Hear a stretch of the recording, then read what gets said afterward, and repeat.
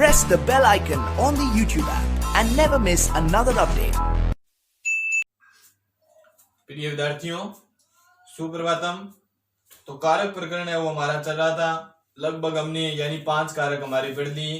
कर्ता, कर्म, करण, संप्रदान और अपादान कारक हमने पढ़ दिए। कारक शुरू कराने से पहले मैंने आपको कहा था, वैसे तो व्याकरण में भी हम पढ़ते हैं बात, क्योंकि व्याकरण में भी क्रमबद्धता का सिद्धांत लागू होता है और वही बात है कारक में। मैंने आपको पहले भी कहा था कि अगर हम स्टेप वाइज चलेंगे, अगर एक भी वीडियो आपने बीच में मिस कर दी या वीडियो आपने नहीं देखी तो आपके पूरा प्रकरण है यही समझ में नहीं आएगा। तो आप जो भी वीडियो आपने नहीं देखी है उससे पहले अगली वीडियो देखने की कोशिश न करें, पिछली वाली कंप्लीट करें, ताकि आपके स्टेप बाय स्टेप है ये कार्य पूर्ण होता चला जाए। अब हमारा अगला कारक आता है संबंध कारक। वो तो मैंने आपको बताया था, संबंध कारक को संस्कृत में नहीं माना जाता, क्योंकि हमने कारक संस्कृत में 6 माने थे। क्यों नहीं माना जाता? क्योंकि इसका प्रयोग है वो हिंदी की तरह होता है। हिंदी में जिस प्रकार एक दूसरे शब्दों के साथ संबंध स्थापित होता है वो यहाँ संबंध स्थापित नहीं होता है। यहाँ का के की के अर्थ में आता है। आज वो पढ़ेंगे, उसके बाद हमारा अधिकरण कारक आता है, वो पढ़ेंगे। तो देखो, संबंध कारक में क्या होता है, एक ही सूत्र हमारा होता है संबंध कारक में, षष्ठी शेष है।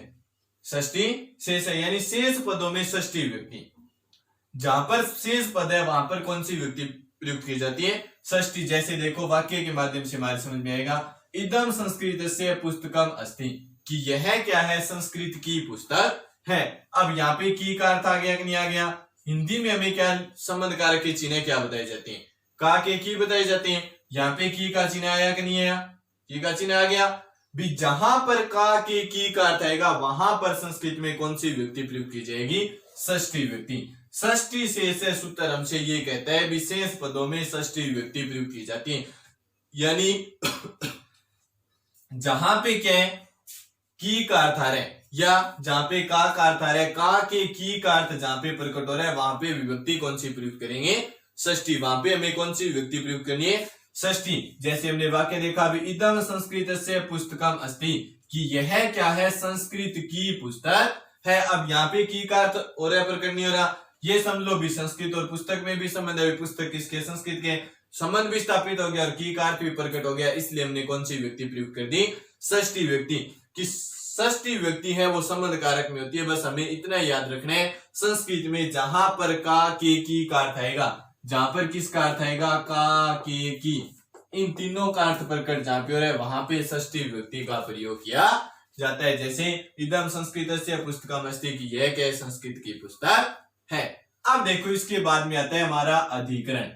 अधिकरण क्या होता है? आधारो अधिकरणम, यानी क्रिया का आधार ही क्या कहलाता है? अधिकरण कहलाता है। जिस प्रकार मान लो एक त्रिभुज हम पढ़ते हैं, ट्राइंगल आप पढ़ते हो किसके अंदर? मैथ के अंदर, और वो त्रिभुज किस पे खड़ा होता है? सारा आधार पे खड़ा होता है कि नहीं होता?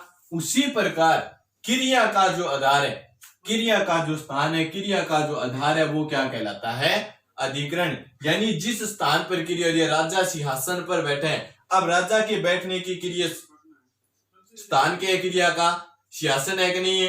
तो वहां पर सिंहासन क्रिया का आधार है। सिंहासन के वहां पे क्रिया का आधार की आधारो अधिकरणम, के क्रिया का आधार ही क्या कहलाता है? अधिकरण। यानी जो क्रिया का आधार है, जिस प्रकार हमें पता है मैथ में त्रिभुज होता है, त्रिभुज किस पे खड़ा होता है? आधार पे। उसी प्रकार क्रिया का जो स्थान है, जिस स्थान पे क्रिया हो रही है वो स्थान क्या कहलाएगा? अधिकरण। क्या कहलाएगा?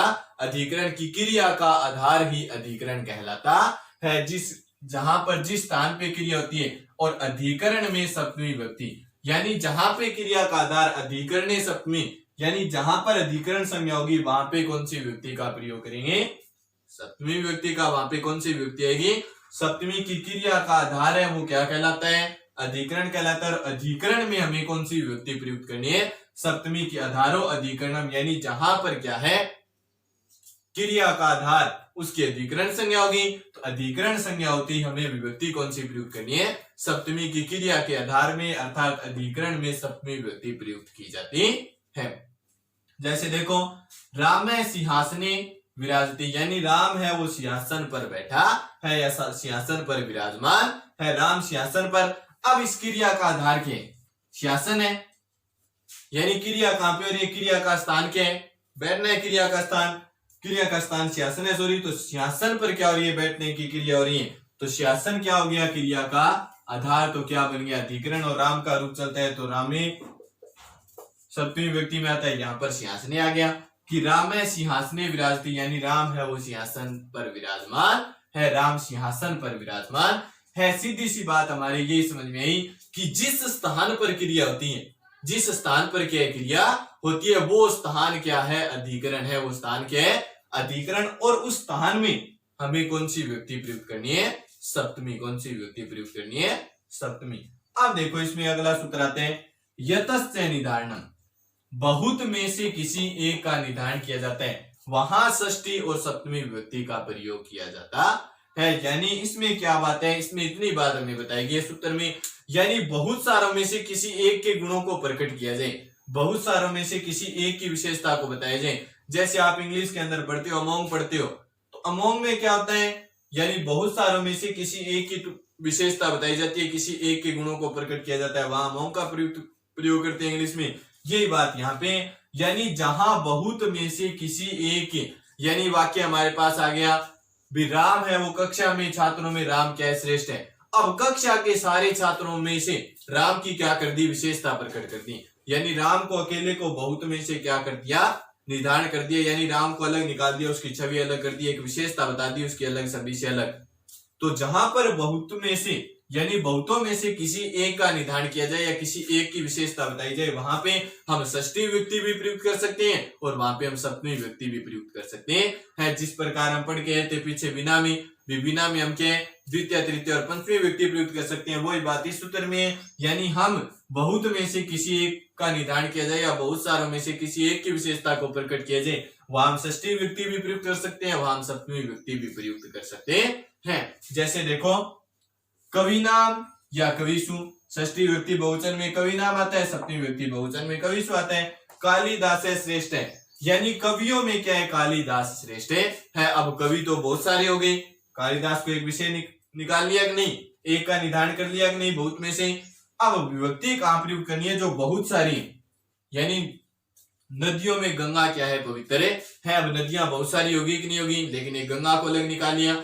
तो जहां बहुत में से क्या है किसी एक का निर्धारण किया जाता है, यानी जहां बहुत सारों में से किसी एक का निर्धारण किया जाए, वहां हम षष्ठी और सप्तमी विभक्ति का प्रयोग कर सकते हैं। जैसे उदाहरण हमने देख लिया, कवि नाम या कविसु कालिदास है श्रेष्ठ है या श्रेष्ठ तमय भी यहाँ पे लिखा जाता है। तमय क्यों लिखा जाता है, क्योंकि संस्कृत में दो प्रत्यय होते हैं तरप और तमक, जो पीछे हम पढ़ के आ चुके हैं। यानी जब दो की तुलना की जाती है और दो में से किसी एक की विशेषता बताई जाती है, वहां पे तो कौन सा प्रत्यय प्रयुक्त करते हैं तरप प्रत्यय, और जहां बहुत सारों में से किसी एक की विशेषता बताई जाती है वहां पे क्या तमक प्रत्यय का प्रयोग किया जाता है। आगे देखो हमारा अगला सूत्र यस्य च भावेन भाव लक्षणम, यानी इसमें हमें क्या बताया गया पूर्व क्रिया और कर्ता में, यानी यहाँ पर दो क्रियाएं होगी, जो पूर्वकालिक क्रिया हो जाएगी उसके कर्ता और क्रिया दोनों में सप्तमी व्यक्ति का प्रयोग किया जाएगा। जैसे देखो हमारा उदाहरण आ गया रामे, राम करता है लेकिन फिर भी सप्तमी व्यक्ति है ये रामे। रामे वनम गति प्राणान एतेजित, यानी राम के वन जाते दशरथ ने क्या कर दिए प्राण त्यागे दिए। तो पहले कौन सी क्रिया हुई पूर्वकालिक क्रिया कौन सी हुई, राम का वन जाना हुआ। पहले कौन सी क्रिया हुई, राम वन गया, पूर्वकालिक क्रिया होगी। तो पूर्वकालिक कर्ता और क्रिया दोनों में पहला कर्ता कौन है राम है, तो राम में सप्तमी व्यक्ति प्रयुक्त कर दी, रामे आ गया। क्रिया कौन सी है जाना गत क्रिया है, तो गते सप्तमी व्यक्ति आ गई। फिर उसके बाद हमें अगली क्रिया लिखनी है। यानी इस सूत्र ने में यही बात बताई है कि दो क्रियाएं एक साथ होगी, जो पूर्वकालिक क्रिया उसके कर्ता और क्रिया दोनों में क्या है सप्तमी व्यक्ति का प्रयोग किया जाता है। जैसे मान लो कि सूर्य के उदय होते ही गुलाब खिलता है, तो सूर्य के उदय होने के बाद गुलाब खिला, तो पहले कौन सी क्रिया हुई सूर्य उदय हुआ, तो सूर्य में भी सप्तमी व्यक्ति आएगी, उदयते में भी सप्तमी व्यक्ति आ जाएगी। दोबारा से देखो इस सूत्र ने क्या बताया हमें, यस्य च भावेन भाव लक्षणम, पूर्व क्रिया और कर्ता दोनों में सप्तमी व्यक्ति की दो क्रियाएं एक साथ होगी। दो क्रियाएं क्या होगी एक साथ होगी, यानी जहां पर क्या है दो क्रियाएं होगी एक साथ, जो पूर्वकालिक क्रिया है उसके कर्ता और क्रिया दोनों में सप्तमी व्यक्ति का प्रयोग किया जाता है। जैसे उदाहरण है हमारा राम है, रामे वनम गति दशरथ है प्राणान एतेजित, यानी राम के वन जाते दशरथ ने क्या कर दिए प्राण त्यागे दिए। तो पहले कौन सी क्रिया राम का बन जाना हुआ, तो पहली क्रिया है जाना, गति आ गया, सप्तमी व्यक्ति आ गई, पहला कर्ता राम है, राम में सप्तमी व्यक्ति का प्रयोग कर दिया, क्या गया रामे। तो आज हमारा संबंध कारक हमने पढ़ लिया, अधिकरण कारक हमने पढ़ लिया। तो कारक है वो लगभग हमारी कंप्लीट हो गए, एक दो वीडियो हो रही है बाकी, लगभग हमारे कारक है वो कंप्लीट हो गए। आज के लिए इतना ही। जयतु संस्कृतम जयतु भारतम।